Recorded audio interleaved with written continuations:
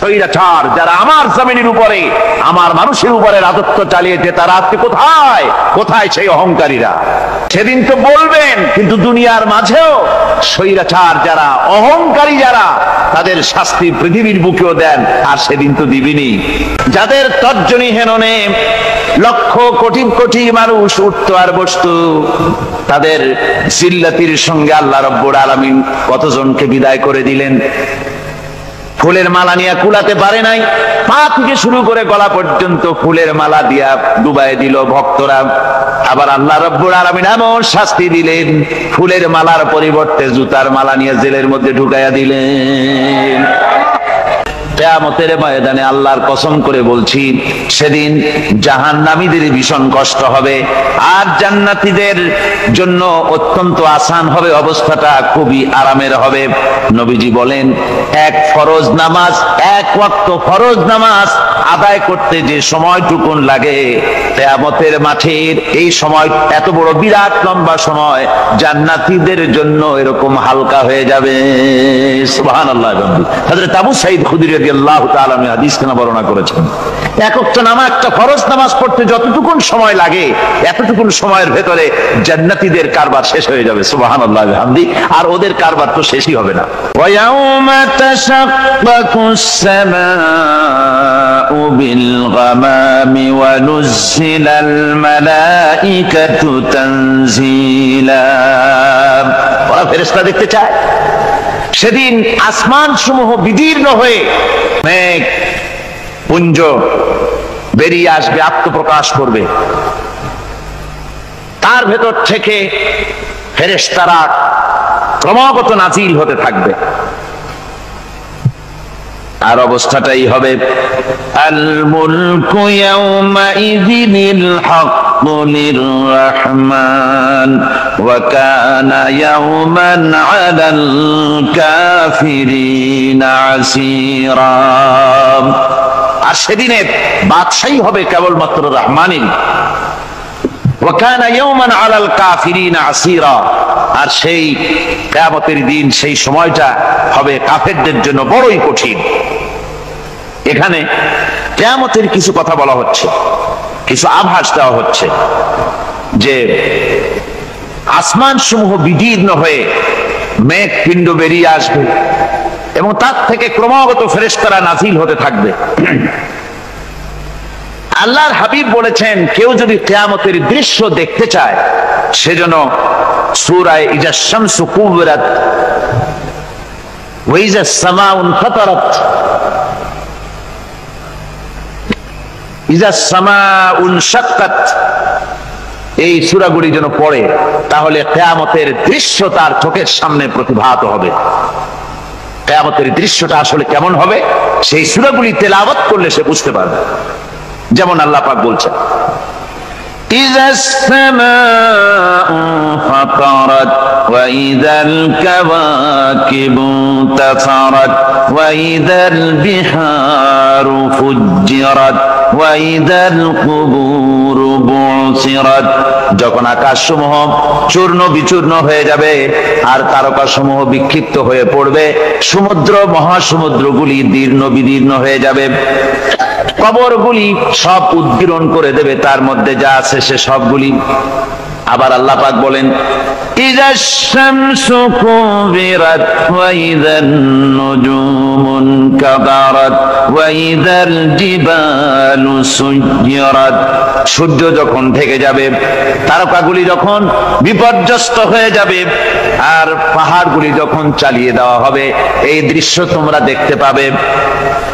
فإذا النجوم طمست وإذا السماء فرجت وإذا الجبال نسفت।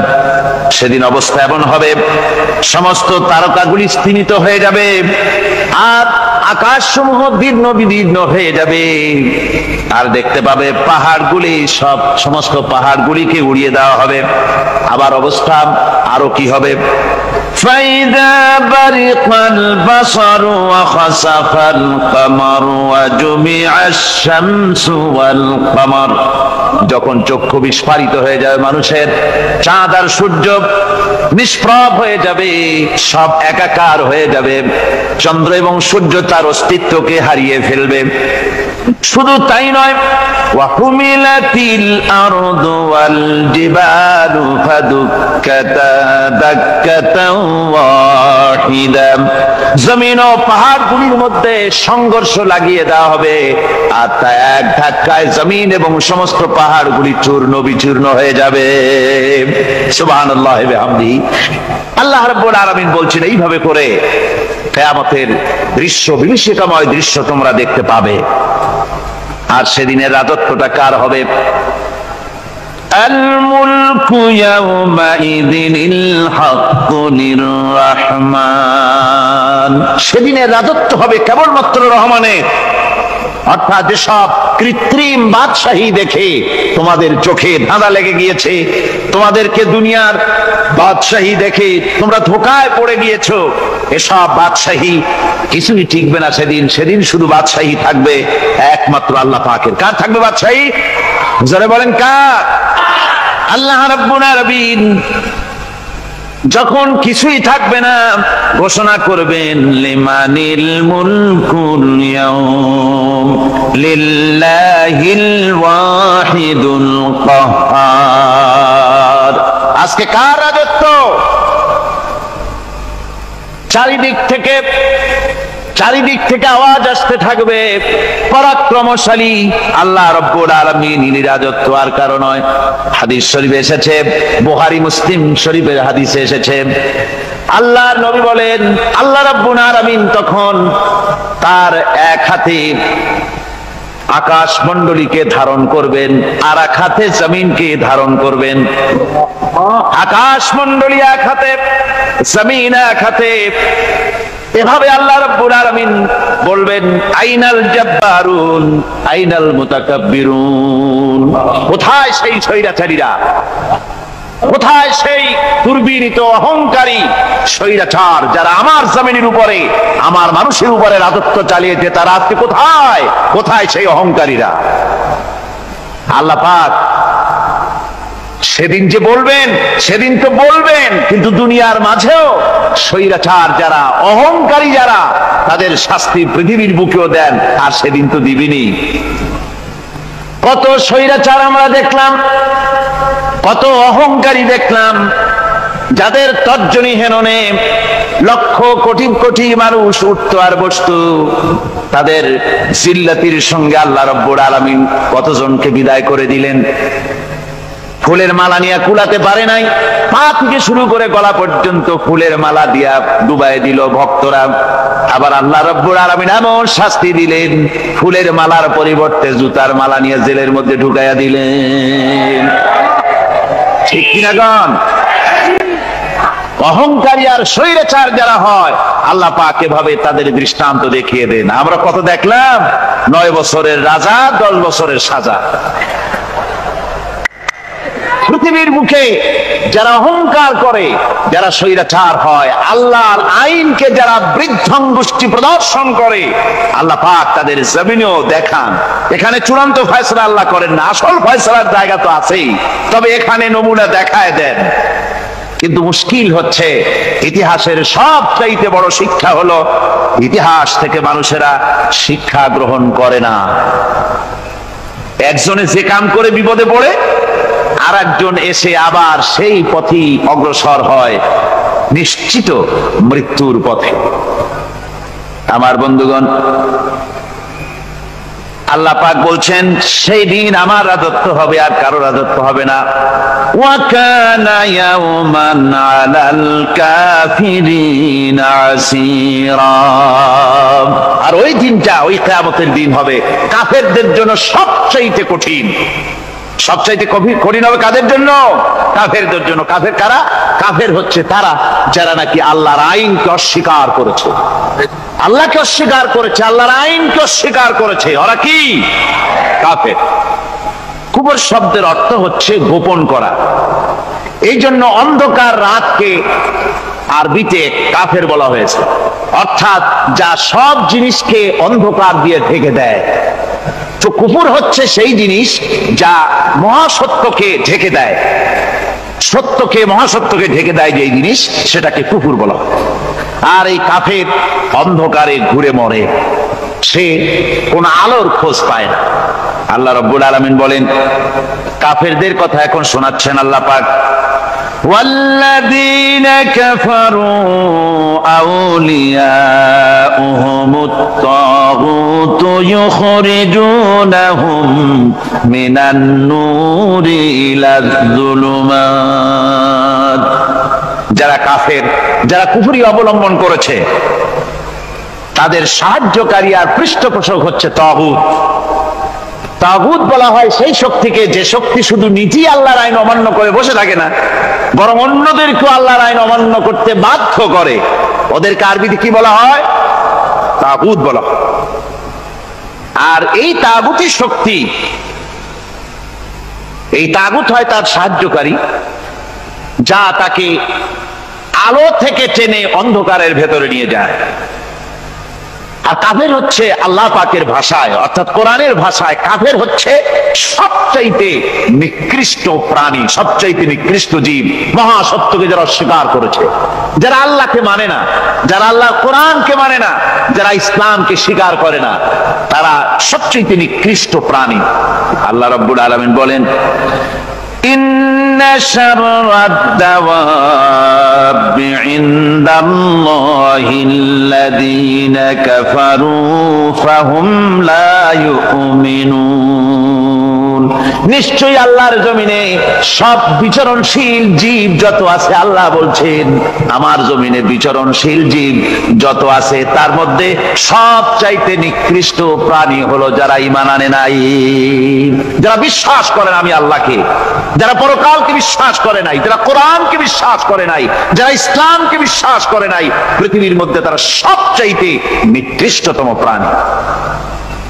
আল্লাহ বলেন শুধু নিকৃষ্ট জনক, নিকৃষ্ট প্রাণী বললেই সারে না, এরা হলো চতুষ্পদ জানোয়ারের মতো। কে বলতেছেন?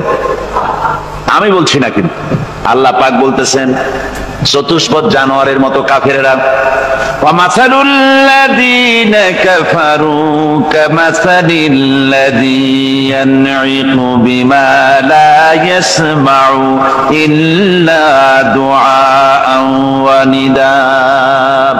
এই কাফেরদের দৃষ্টান্ত হচ্ছে সেই রাখালের মতো, যে রাখাল তার পশুদেরকে ডাকে, আর ওই পশুরা একটা ডাক শোনে মাত্র, কিন্তু কি যে বলে তা তো পশুতে বোঝেন। কথা বুঝতে পেরেছে? সুম্মুন বুকুমুন উমিয়ুন ফাহুম লা ইয়াকিলুন। এরা বোবা, এরা বধির, এরা অন্ধ, এ কারণেই কোনো কথা বোঝে না। এরা চতুষ্পদ জানোয়ারের চাইতেও নিকৃষ্ট। যাদেরকে আমি আল্লাহ বলেন, যাদেরকে আমি চোখ দিলাম, চোখ থাকতে হক দেখলো না, সব দেখলো। হক দেখে নাই চোখ দিয়া, এই চোখ দিয়া সব দেখলো। নারীর সৌন্দর্য উপভোগ করলো, আর নারীর অঙ্গ প্রত্যঙ্গ নিয়ে নানা ধরনের গল্প লিখলো, কবিতা লিখলো, কিন্তু এই সৌন্দর্য যিনি দিলেন তারেও চিনল না। আছে না কত কবি আমাদের দেশে? আমার দেশের সেই কবি জাতীয় পুরস্কার পায় যে কবি নারীর বিশেষ বিশেষ অঙ্গ নিয়ে বেশি করে নির্লজ্জ কবিতা লিখতে পারে, ওই হলো সবচেয়ে বড় কবি। আমার বন্ধুগণ, একজন বুজুর্গ ব্যক্তি তিনি পথ দিয়ে যাচ্ছিলেন, তো সে পথে এক সুন্দরী যুবতী মেয়েকে দেখে সেই যুবতী মেয়ের দিকে এই বুজুর্গ ব্যক্তি এক নজরে তাকায় আছে। তখন এই ঘটনাটাকে কবি এভাবে লিখতেছেন সাজায়, একদা সুখদায়ক প্রমোদা বদন দর্শন করিব ঝরিল নয়ন, হেসে কহে সে রূপসী সবিস্ময় মন, কহ দেখি মহাশয় কহ কি কারণ, বিষয় বিরাগী তুমি ভুবনে প্রচার, কি হেতু জন্মিল তব মানস বিকার, সামান্য ললনারূপ করি দর্শন, উচিত না হয় তব অশ্রু বরিশন। বুজুর্গ ব্যক্তি ওই মহিলার দিকে তাকিয়ে তাকিয়ে কাঁদতেছেন। সুন্দরী মহিলা বলেন, আল্লাহর বুজুর্গ বান্দা, আপনি এলাকার ভিতরে বুজুর্গ এবং পীর হিসাবে, বুজুর্গ ব্যক্তি হিসাবে আপনি বিখ্যাত। আজকে আমাকে এখানে দেখে আপনি আমার দিকে তাকায় আমার রূপ উপভোগ করতেছেন আর কাঁদতেছেন। আপনার মতো সংসার বিরাগী মানুষ আমার মতো একটা সুন্দরী মেয়েকে দেখে এভাবে কাঁদা ঠিক না। বুজুর্গ ব্যক্তি বলছেন, হেসে কহিলাম বালে করহ শ্রবণ, নেত্র ঝরে তবু হেতু ভেব না এমন, যে শিল্পী রচিল ওই সুধাংশু বদন, তাহার তরে ঝরে নেত্র নয়নে জীবন। আল্লাহর বান্দি, আমি তোমাকে দেখি কান্দি না, আমার চোখে পানি বেরিয়ে গেছে। তোমারে দেখে আমি মনে মনে ভাবলাম, এত সুন্দর করে যিনি মানুষ বানিয়েছেন, না জানি ওই আল্লাহ রব্বুল আলামিন কত বড় সুন্দর। আমার ভাইরা, সুতরাং চোখ থাকতে ওরা আল্লাহ রাব্বুল আলামিনের কুদরত ওরা দেখে নাই, কান থাকতে কোরআনের আওয়াজ ওদের কানের মধ্যে ঢোকে নাই, বিবেক থাকতে আল্লাহর দ্বীনকে বুঝতে পারে নাই, চিন্তা করতে পারে নাই। আল্লাহ রাব্বুল আলামিন বলেন, উলাইকা কাল্লানাম, এরা হলো চতুষ্পদ জানোয়ার, বালহুম আদাল, শুধু জানোয়ার না, জানোয়ারের চাইতেও নিকৃষ্ট। এমনই জানোয়ার, আল্লাহ বলেন শুধু জানোয়ার না, জানোয়ারের মতো শুধু খায় জনমের মতো। ওয়াল্লাযীনা কাফারু ইয়াতামাত্তাউনা ওয়া ইয়াকুলুনা কামা তাকুলুল আনাম।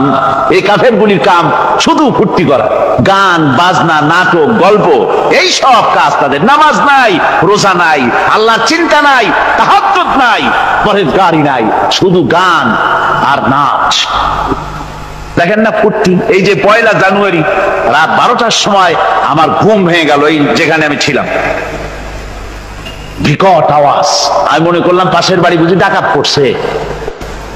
পরে বাড়িওয়ালা আমাকে বললেন যে ডাকাত না, বোধহয় এই নিউ ইয়ার সেলিব্রেট হচ্ছে, নতুন বৎসর উদযাপন হচ্ছে, বোমা দিয়ে শহরবাসীর আরামের ঘুম হারাম করে এগুলি করা হচ্ছে।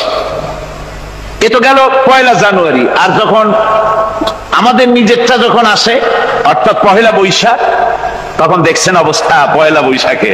এবছর আমাদের দেশে 1 বৈশাখে ঢাকায় যে দৃশ্য আমি টিভির মধ্যে দেখলাম, তাতে আমার মনে হয়নি যে 12 কোটি মুসলমানের দেশে রাজধানীতে এই দৃশ্য হচ্ছে। আমার মনে হচ্ছিল এটা বুঝি কলকাতা অথবা অন্য কোনো শহর হবে। আমি দেখলাম সমস্ত যুবক যুবতী, নারী পুরুষ, বিভিন্ন বয়সের লোক সব একসঙ্গে রাস্তায় নেমেছে, নাচতেছে। তার মধ্যে বুদ্ধিজীবী আছে, শিক্ষিত লোক আছে, সমানে নাচতেছে।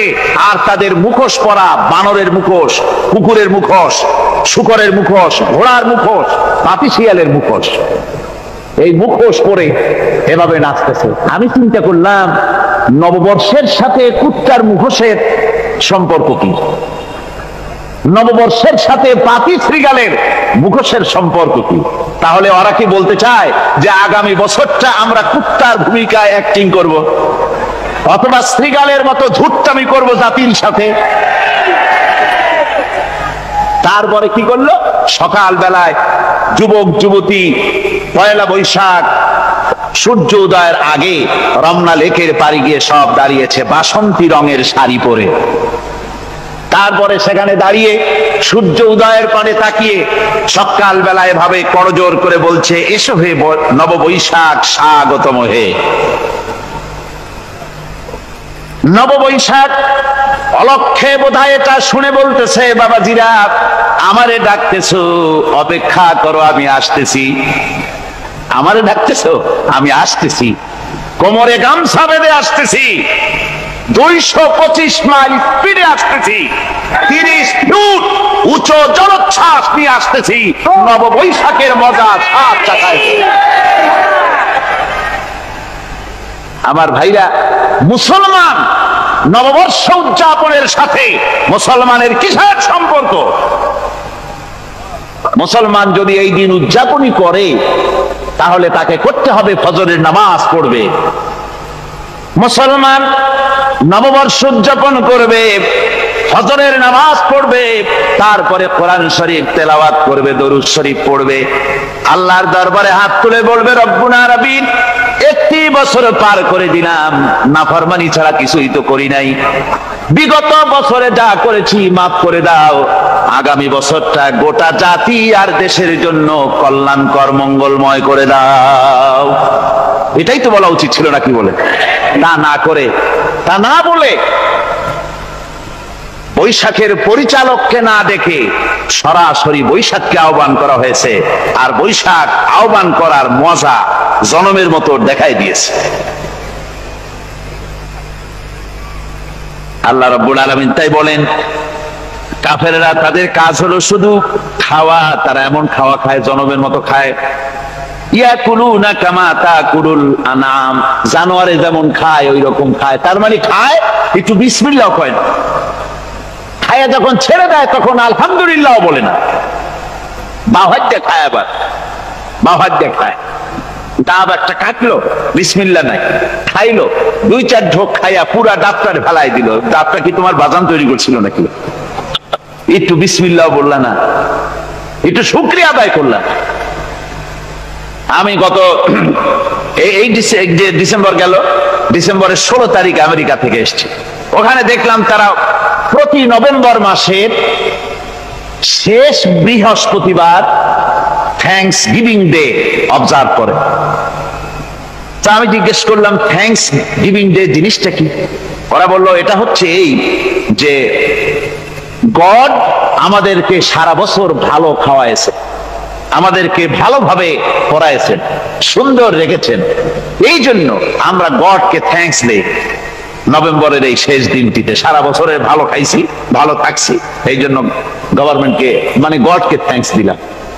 আমি আমার আলোচনায় সেখানে বললাম যে দেখেন, রাশিয়ার সাথে আমেরিকার পার্থক্য তো এখানে, ওরা গডকে অস্বীকারই করেছে, গডই মানে না।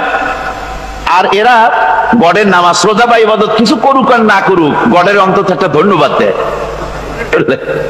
ওরা ওদের ডলারে লিখেছে ইন গড উই ট্রাস্ট, প্রত্যেকটা ডলারে লেখা আমরা গডে বিশ্বাস করি। তো শুকর আদায় করলে তো আল্লাহ বাড়িয়ে দিবেন। আল্লাহ রাব্বুল আলামিনের সুন্নাত হলো শুকর যদি কেউ আদায় করে আল্লাহ বাড়িয়ে দেন। লা ইন শাকারতুম লাযীদান্নাকুম ওয়া লা ইন কাফারতুম ইন্না আযাবী লাশাদীদ। আমার নিয়ামতের শুকর যদি আদায় করো আমি বাড়ায় দেব, আর যদি নিয়ামতের শুকর আদায় না করো তাহলে মস্ত বড় শাস্তি তোমাদের জন্য রেখেছি। তো আমেরিকা শুকর আদায় করে নিজেরা খাইয়া, কিন্তু ওদের জমিন হলো বিশাল জমিন। আমি কয়েকবার গিয়েছি এবং বহু স্টেট সফর করেছি। ওদের জমিন এত ফার্টাইল, জমিনে যদি রীতিমতো তারা ফসল ফলাতো, এই ফসল সারা দুনিয়ার দরিদ্র ভূমুক্ষ জনতাকে খাওয়াইয়া বাঁচাইতে পারত। কিন্তু ওরা তা করে না। ওরা করে কি? ওরা মুনাফার হার, বাজার দর ঠিক রাখার জন্য নির্দিষ্ট পরিমাণ জমিনের ফসল ফলায়, কিন্তু জমিন এতই উর্বর ওদের মেজারমেন্ট করা, মাপ করা, হিসাব করা ফসল হয় না, ফসল হয় বেশি।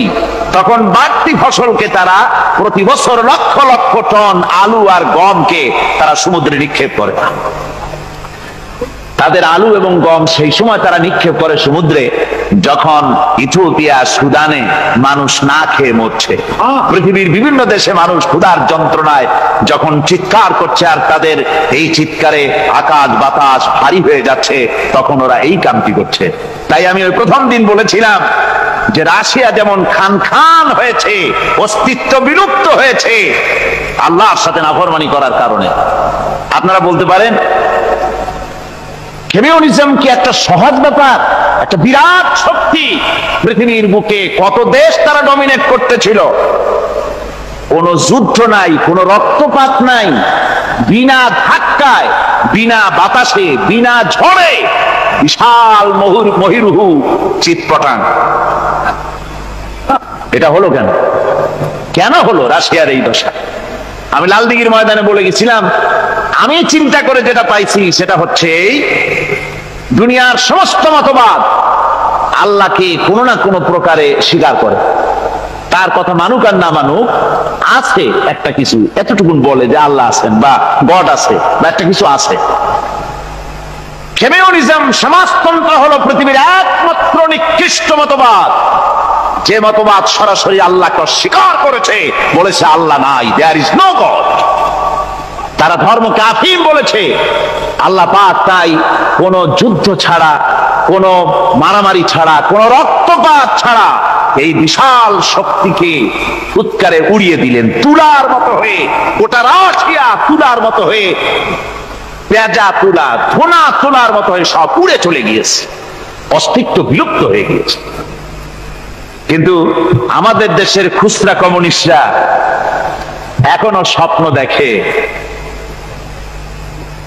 ওই যে কালকে বলেছি, তারা বলে কলমের খোসা এটা এখনো নষ্ট করা যাবে না, এটা এখনো চালু করা হবে, এখনো চীনে আছে, এখনো কিউবায় আছে।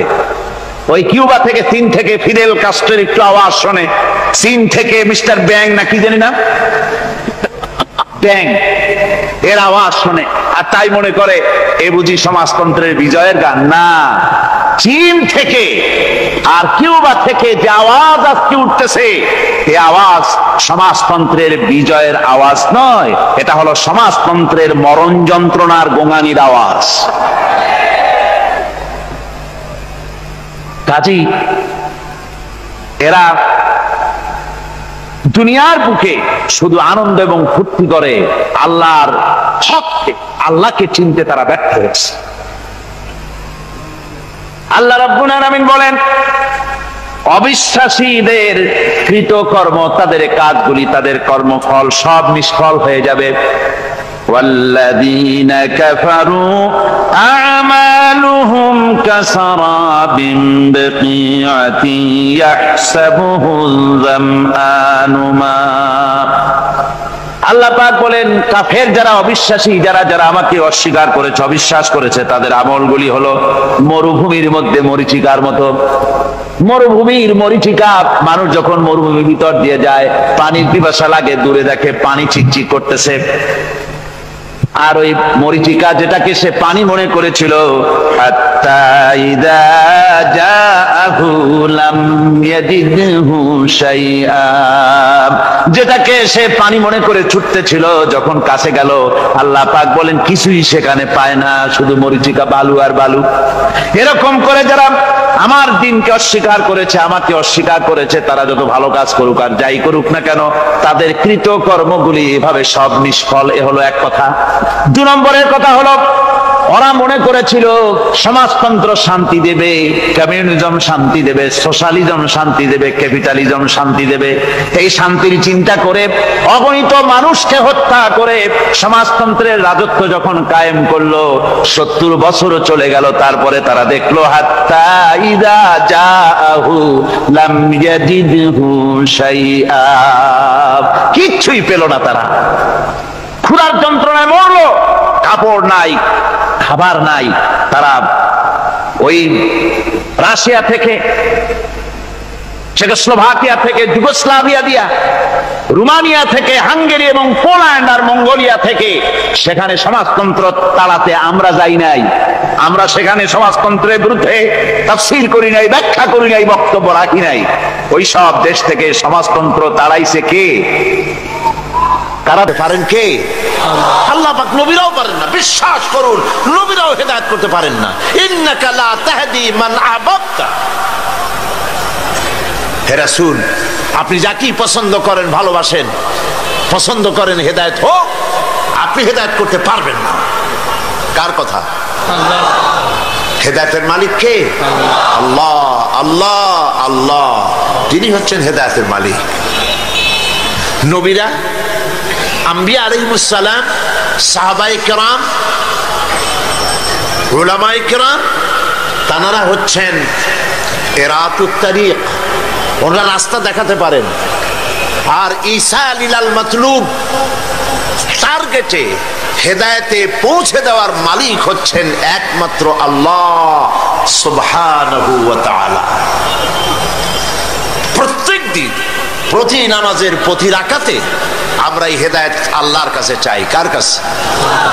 আমরা সূরা ফাতিহার ভিতরে প্রতি রাকাতের মধ্যে আল্লাহ রাব্বুল আলামিনের কাছে আল্লাহর শেখানো ভাষা দিয়ে আমরা হেদায়েত চাই। ইহদিনাস সিরাতাল মুস্তাকিম পড়েন, ইহদিনাস সিরাতাল মুস্তাকিম সিরাতাল্লাযীনা আন'আমতা আলাইহিম গায়রিল মাগদুবি আলাইহিম ওয়ালাদ-দাল্লিন।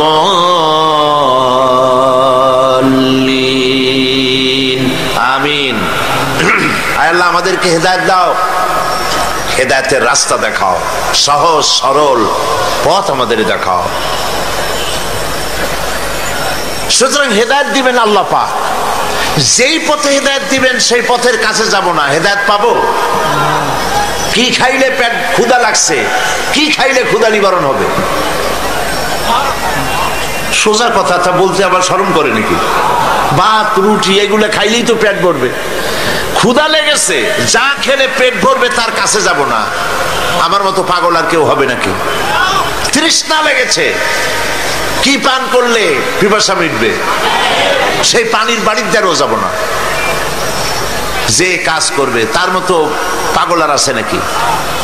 হেদায়েতের জন্য ঘুরে বেড়াবো রাস্তায় রাস্তায় বাড়ি বাড়ি, অথচ হেদায়েতের মূল কিতাবের কাছে আসবো না। আমার হেদায়েত কেমনে হবে? কথা বুঝে আসছে? সুতরাং হেদায়েতের জন্য আসতে হবে কোথায়? কোরআনের কাছে। আর হেদায়েত পাওয়া যত কঠিন, হেদায়েতের উপরে টিকে থাকা তার থেকেও। এই জন্য রব্বুল আলামিন একটি দোয়া শিখায় দিয়েছেন, বান্দা আমার কাছে হেদায়েতের জন্য, হেদায়েতের উপরে টিকে থাকার জন্য দোয়া করো। রব্বানা লা তুযিগ কুলুবানা বা'দা ইয হাদাইতানা ওয়া হাব লানা মিন লাদুনকা রাহমাতান ইন্নাকা আনতাল ওয়াহ্হাব। আয় আমার রব, যখন তুমি আমাকে হেদায়েতের রাস্তা দেখিয়েছো, এই রাস্তা থেকে আমাকে সরিয়ে দিও না।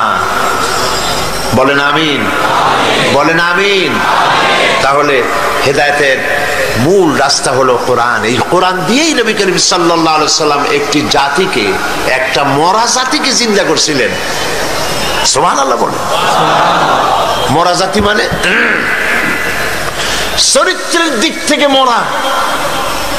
কত বড় মরা চরিত্র হলে পরে তারা খুন করত, চুরি করত, ডাকাতি করত, জেলা করত, সব এমন কোন কাজ ছিল না যা তারা করে নাই। এই মরা জাতিকে নবী করিম সাল্লাল্লাহু আলাইহি সাল্লাম জিন্দা করেছিলেন, করেন নাই? কে দিয়ে জিন্দা করেছিলেন? এই কোরআন দিয়েই তাদেরকে জিন্দা করেছিলেন। একটা কিতাব দিয়ে একটা বিপ্লব হয়েছে পৃথিবীতে। ভালো করে শোনেন সিলেটের সম্মানিত ভাই আর বোনেরা, পৃথিবীতে যত বিপ্লব হয়েছে সমস্ত বিপ্লব হয়েছে রক্তপাতের মধ্য দিয়ে। রুশ বিপ্লব, লক্ষ লক্ষ মানুষের রক্তের উপর থেকে বিপ্লব হয়েছে।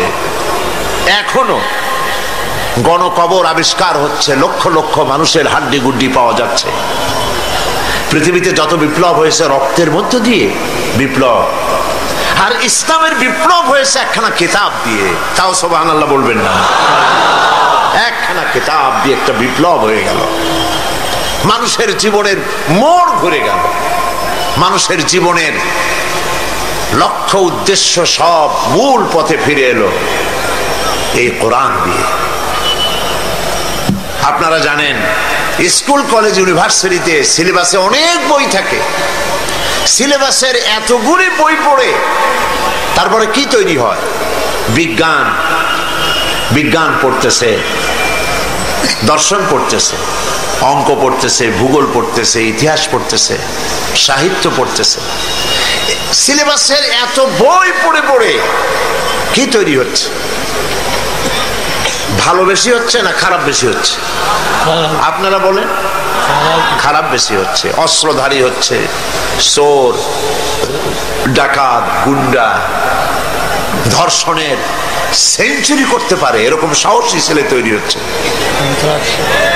নাউজুবিল্লাহ, নাউজুবিল্লাহ। সিলেবাসের এত বই পড়ে এই ধরনের প্রোডাকশন তৈরি হচ্ছে, এই ধরনের প্রোডাকশন বেরিয়ে আসতেছে শিক্ষাঙ্গন থেকে। নবী করিম সাল্লাল্লাহু আলাইহি সাল্লামেরও একটা শিক্ষাঙ্গন ছিল।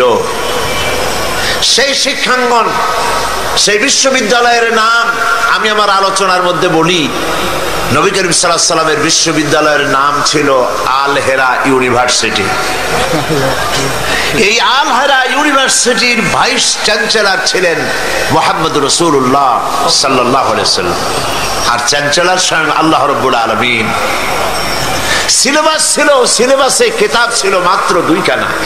সিলেবাসে কিতাব ছিল মাত্র 2 খানা। একখানা কোরআন, আর একখানা নবী করিম সাল্লাল্লাহু আলাইহি ওয়াসাল্লামের সুন্নাত আর হাদিস। এই সিলেবাসের 2 খানা কিতাব পড়ে কি সব ছাত্র তৈরি হলো, তা কি আপনারা দেখবেন না শুনবেন? একটু দেখেন। তবে এখানে আমি দেখাতে পারবো না। মনের চোখ ইতিহাসের পাতায় ফিরিয়ে দিন 1400 বছরের আবু বকরের দিকে তাকান। আবু বকর, ওমর, উসমান, আলী, আবু উবাইদা ইবনুল জাররাহ, আবু ইবনুল আস, আবু মুসা আশআরি, জুবায়ের, সাদ, আম্মার, খাব্বাব, খুবাইব রিদওয়ানুল্লাহি তাআলা আলাইহিম আজমাইন। কি সব সাহাবী তৈরি হলো, সুবহানাল্লাহ। কি সব মানুষ তৈরি হলো। সিলেবাসের মাত্র 2 খানা কিতাব পড়ে তারা পৃথিবীর সেরা মানুষ বনে গেলেন। হযরত ওমরের মতো একজন শাসক গোটা পৃথিবীর সমস্ত বিশ্ববিদ্যালয় একত্রিত হয়েও হযরত ওমরের মতো একজন মানুষ আর বানাইতে পারবে না। তার কাছাকাছি বানাতে পারবে যদি আবার শিক্ষাঙ্গনগুলির সিলেবাসে থাকে এই কিতাব আর নবী করিম সাল্লাল্লাহু আলাইহি ওয়াসাল্লামের হাদিস, তাহলেই সম্ভব। কথা ঠিক কিনা বলেন? এবার দেখেন ইতিহাসের, আমি বলেছি যে আমি কথা আপনাদেরকে শোনাবো না, দেখাবো। তো দেখার জন্য ইতিহাসের পাতার দিকে তাকান। হযরত ওমর রাদিয়াল্লাহু তাআলা আনহু নবী করিম সাল্লাল্লাহু আলাইহি ওয়াসাল্লামকে হত্যা করতে আসছেন। এটা ঠিক কিনা? 26 বছরের ভরা যুবক তিনি নবী করিম সাল্লাল্লাহু আলাইহি ওয়াসাল্লামকে হত্যা করার জন্য এসেছেন। কোরআন শরীফ তার কানের মধ্যে ঢুকলো। কোরআনের আওয়াজ শুনে তিনি কোরআন পড়লেন, কোরআনের পাতা পড়লেন। আমি ঘটনা শোনাবো না, এটা তো আপনাদের জানা ঘটনা। আমি যাচ্ছি ভিন্ন দিকে। কোথায় আপনাদের নিয়ে যাচ্ছি শুনলে পরে বুঝবেন। হযরতে ওমর কোরআনে কারীমের পাতা হাতে নিয়ে যখন পড়লেন, তাহা মা আনজালনা আলাইকাল কুরআনা লিতাশকা। কোরআনে কারীমের এক একটা আয়াত পড়তেছেন আর তার রক্ত হিম শীতল হয়ে আসতেছে। উত্তেজিত রক্ত, রক্তচক্ষু। নবী করিম সাল্লাল্লাহু আলাইহি ওয়াসাল্লামকে যেখানে পাবেন সেখানে হত্যা করবেন।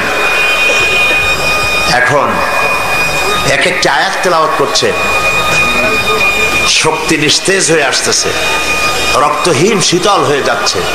হঠাৎ করে তার নিজের অজান্তে চোখ থেকে পানি দরদর করে পড়া শুরু হয়ে গেছে। নবী করিম সাল্লাল্লাহু আলাইহি ওয়াসাল্লামের কাছে এলেন। তিনি প্রশ্ন করলেন, ওমর, হাতে তরবারি তোমার কি মতলব নিয়ে এসেছো? হযরত ওমর বললেন, কুমতলব নিয়েই এসেছিলাম। কিন্তু কোরআনে কারীমের আয়াত শুনে, কোরআনের সংস্পর্শে এসে আমার জীবনের ভুল ধরা পড়েছে। জীবনের 26টা বছর জাহালাতের মধ্যে কাটায় দিয়েছি। আমি এখন ইসলামের আলো পেতে এসেছি, মুসলমান হওয়ার জন্য এসেছি। নবীজি বললেন, ওমর পড়ো লা ইলাহা ইল্লাল্লাহু মুহাম্মাদুর রাসূলুল্লাহ।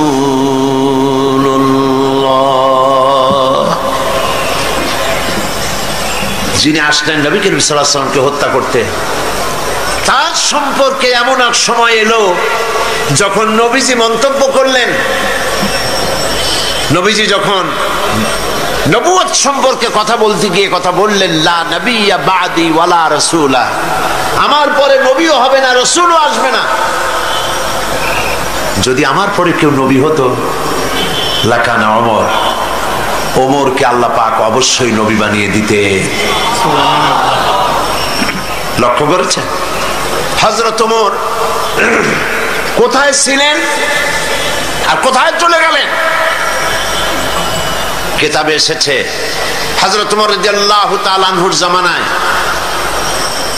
হযরত আলী রাদিয়াল্লাহু তাআলা আনহু তিনি স্বপ্নে দেখছিলেন, স্বপ্ন দেখছেন যেন তিনি মুহাম্মদ সাল্লাল্লাহু আলাইহি ওয়াসাল্লামের পেছনে ফজরের নামাজ আদায় করছেন। এটা হযরত আলীর স্বপ্ন। স্বপ্ন দেখে স্বপ্নের ভেতরে তিনি নামাজ পড়লেন রাসূলের পেছনে। নামাজ শেষ করে তিনি বেরিয়েছেন। মসজিদের দরজা আসার পর তিনি দেখলেন এক বুড়ি দাঁড়ানো, হাতে এক ঝুড়ি খোরমা। বলছেন ওমর, বলছেন আলী, এই খোরমাগুলি নিয়ে যাও, আমার নতুন বাগানের খোরমা।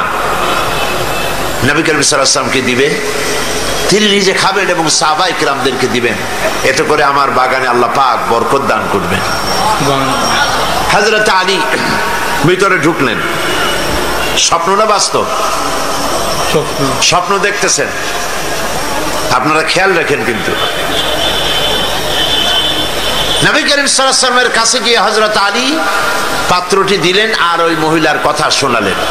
নবীজি পাত্র থেকে একটি খোরমা হাতে তুলে হযরত আলীর মুখে দিয়ে দিলেন। হযরত আলী খোরমাটা চিবুচ্ছিলেন। ঠিক এমন সময় ফজরের আজান হয়ে গেল। ফজরের আজান হযরত আলীর কানে এসেছে, ঘুম ভেঙে গেল। কিন্তু রাসূলের হাতের দেওয়া খোরমার স্বাদ তখনও তার মুখের মধ্যে ছিল। তিনি উযু করলেন, ফজরের নামাজ পড়ার জন্য মসজিদে নববীতে পৌঁছে গেলেন। ইমামতি করতে দেখছেন কাকে? হযরত ওমর রাদিয়াল্লাহু তাআলা আনহু। তার জামানায় এই স্বপ্ন। হযরত ওমর ইমামতি করছেন, ফজরের নামাজ শেষ হয়েছে। মাসনুন তরিকা অনুযায়ী হযরত ওমর রাদিয়াল্লাহু তাআলা আনহু সালাম ফিরিয়ে পেছনের দিকে ফিরেছেন। হযরত আলী ফজরের পরে মাসনুন দোয়াগুলি পড়ে সকলের আগে বেরিয়ে গেছেন। মসজিদ থেকে বেরোবার সাথে সাথে দেখেন দরজার কোনায় এক মহিলা দাঁড়ানো, এক পাত্র খোরমা হাতে। বলতেছে, আলী, এই খোরমাগুলি নিয়ে যাও, আমার নতুন বাগানের এগুলি। আমিরুল মুমিনিন ওমর রাদিয়াল্লাহু তাআলা আনহুকে বলো তিনি যেন নিজে খান এবং আল্লাহ রাসূলের সাহাবীদের মধ্যে খোরমাগুলি যেন তিনি ডিস্ট্রিবিউট করে দেন। হযরত আলী খোরমার পাত্র নিয়ে ভিতরে ঢুকলেন, হযরতে ওমরকে দিলেন। হযরত আলী লক্ষ্য করলেন, স্বপ্নে যা দেখলাম তাই তো বাস্তব হচ্ছে। তিনি খোরমার পাত্র দিয়ে ঘটনা শোনালেন। হযরত ওমর খোরমার পাত্র থেকে একটি খোরমা তুলে হযরত আলীর মুখের মধ্যে দিয়ে দিলেন। হযরত আলী খোরমা খেয়ে বলছেন, ওমর, জিদনি তামরাতান উখরা, আমাকে আরেকটা খোরমা দাও, খেতে খুব মজা লাগছে। যা আছে এখানে খোরমা সবাইকে দিলেও আরো উদ্বৃত্ত থাকবে, দাও না আমাকে আরেকটা। হযরত ওমর বলছেন, ইয়া আলী, লাউ আন্না রাসূলুল্লাহ সাল্লাল্লাহু আলাইহি ওয়াসাল্লাম জাদাত লাজিদনা। হে আলী, নবী করিম সাল্লাল্লাহু আলাইহি সাল্লাম স্বপ্নের মধ্যে তোমাকে যদি একটার বেশি দিতেন, আমিও তোমাকে একটার বেশি দিতাম। হযরত আলী রাদিয়াল্লাহু তাআলা আনহু অবাক হয়ে গেল, কি আশ্চর্য কথা, স্বপ্ন দেখলাম আমি, আর তিনি কি করে বুঝলেন? তিনি প্রশ্ন করলেন, ইয়া ওমর, আহিয়া রুইয়া রাইতাহা আমি তালাত আমিয়া রুইয়া রাইতাহা তালাত আলাই। হে ওমর, এটা কি তুমি স্বপ্ন দেখেছো, না গায়েব থেকে তোমাকে তেলা করা হয়েছে, গায়েব থেকে তোমাকে জানানো হয়েছে? বিষয়টা কি? তুমি কেমনে জানলে যে আজকে রাত্রে আমি এই ধরনের স্বপ্ন দেখেছি? হযরতে ওমর তিনি বললেন, আলী ওয়াল্লাহি মা হিয়া রুইয়া ওয়ালা গায়েব, এটা স্বপ্ন নয়, এটা গায়েব নয়। ওয়ালাকিন্নাল মুমিনা ইযা আখলাসা কলবাহু ইয়ারা বিনুরিল্লাহ। ওয়ালাকিন্নাল মুমিনা ইযা আখলাসা কলবাহু, আসল কথা হচ্ছে আমি স্বপ্নও দেখি নাই, আমি গায়েবও জানি না, গায়েব থেকেও জানানো হয় নাই। মূল কথা হলো একটি মানুষ যখন আল্লাহর গোলাম, আল্লাহর বান্দা, যখন তার ব্যক্তি, তার চরিত্র, তার নৈতিকতা সকল দিক থেকে সে আল্লাহর জন্য হয়ে যায়, তখন আল্লাহর সাহায্যেই সে দেখতে পায়। হযরত ওমর রাদিয়াল্লাহু তাআলা আনহু কোন পর্যায়ে ছিলেন আর কোথা থেকে আল্লাহ তাকে কোথায় নিয়ে গেলেন, এটা কিসের বরকতে নিয়েছে? কোরআনের বরকতে।